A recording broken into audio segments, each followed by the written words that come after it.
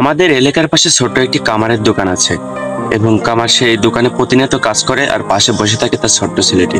বাবার মুখে প্রতিনিয়ত গল্প শুনে, বাইরে খেলাধুলা করার থেকে তার বাবার মুখে গল্প শোনাটাই যেন সেই ছেলেটির কাছে একটু বেশি পছন্দের। এরকমই একদিন সেই ছোট্ট ছেলেটির বাবার কাছে জিজ্ঞাসা করলো, আচ্ছা বাবা, পৃথিবীতে তো সমস্ত জিনিসেরই মূল্য আছে, তাহলে মানুষের মূল্য কত? এরকম একটা বাচ্চার মুখে এরকম প্রশ্ন শোনার জন্য তার বাবা মোটেও প্রস্তুত ছিলেন না। কিছুটা থমকে গিয়ে তার বাবা তাকে বললেন, আচ্ছা বাবা, মানুষের মূল্য কখনোই নির্ধারণ করা যায় না, এটা নির্ধারণ করা খুবই কঠিন। বাচ্চা ছেলেটি বলল, পৃথিবীতে অনেক রকমের জিনিস আছে, তাদের মূল্য নির্ধারণ করা যায়, এবং আরো অনেক রকম মানুষ আছে, তাহলে কি তাদের মূল্য কখনোই নির্ধারণ করা যাবে না? তার বাবা উত্তরে বললেন, না। বাচ্চা ছেলেটি তখনও কিছু বুঝতে পারলো না, একটু উদ্গ্রীব হয়ে বলল, আচ্ছা বাবা, মানুষের মূল্য যদি নির্ধারণ করা না যায়, তাহলে এই পৃথিবীতে কেন কেউ একটু ধনী এবং কেউ একটু গরিব, কেউ কেন বেশি সম্মান পায় এবং কেউ কেন একেবারে কম সম্মান পায়? বাবা তৎক্ষণাৎ বুঝে গিয়েছিলেন ছেলেকে মুখে বলা সম্ভব নয়, তাই তাকে উদাহরণ দিয়ে বোঝাতে হবে। বাবা ছেলেকে বললেন, ওই যে হাপড়ের পাশে একটা লোহা আছে, ওটা নিয়ে এসো। বাচ্চা ছেলেটি তার বাবার কথা মতো সে রডটা নিয়ে আসলো এবং তার বাবার কাছে দিল।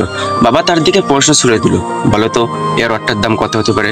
ছেলে একটু ভাবনা চিন্তা করে বলল, তুমি তো সকালে এই রডটা 100 টাকাতে কিনেছিলে, অর্থাৎ এই রডটার দাম তাহলে 100 টাকাই হবে। বাবা বললেন, 100 টাকায় দাম হবে। এবার আমি এই রডখানা দিয়ে যদি 5টা কাস্তে বানাই, তাহলে সে 5টা কাস্তের দাম কত হবে? ছেলে একটু ভাবনা চিন্তা করে বলল, একটা কাস্তের দাম যদি 50 টাকা হয়, তাহলে 5টা কাস্তের দাম হবে 250 টাকা। ছেলে বাবাকে উত্তর দিল, বাবা 250 টাকা হবে। এবার বাবা তার ছেলেকে বলল, তাহলে যদি আমি সেই রডখানা দিয়ে ক্ষুদ্র ক্ষুদ্র মেশিনারি জিনিস বানাই, তাহলে সেটার দাম কত হবে? ছেলে বলল, ক্ষুদ্র ক্ষুদ্র মেশিনারি জিনিস বানানো তো অনেক টাকাই হবে, কারণ মেশিনারি জিনিসের দাম অনেকটাই বেশি। এবার বাবা তার ছেলেকে বোঝালেন, যেমন রডটির পরিবর্তনের সাথে সাথে তার মূল্যটাও পরিবর্তন হয়, তেমনি মানুষেরও। মানুষ যে এখন যে জায়গায় থাকুক না কেন, ভবিষ্যতে যে জায়গায় যাবে, তার মূল্য তার পরিবর্তনের সাথে সাথেই নির্ভর করে। এবার ছেলেটি তার প্রশ্নের উত্তর পেয়ে গেল। ছেলেটি বুঝতে পারলো মানুষ কে কেমন হবে তার উপর নির্ধারণ করে সে নিজেই। সে নিজের উপর তার নির্ধারণটা, তার মূল্যটা নির্ধারণ করবে। এজন্য মানুষ প্রকারভেদে ধনী গরিব হয়। মাঝে মাঝে আমরা গরিব ঘরে জন্মগ্রহণ করার কারণে দিশেহারা হয়ে যাই।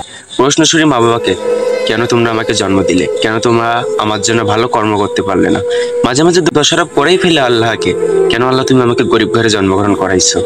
আসলে প্রবাদে একটা কথা আছে, গরিব ঘরে জন্মগ্রহণ করাটা কোনো অপরাধ নয়। আসলে মানুষ যে ভবিষ্যতে কোথায় যাবে সেটা নির্ভর করে তার বর্তমান, তার নিজের উপর। সে নিজে যেমন করবে, ভবিষ্যতে ঠিক তেমনই পাইবে।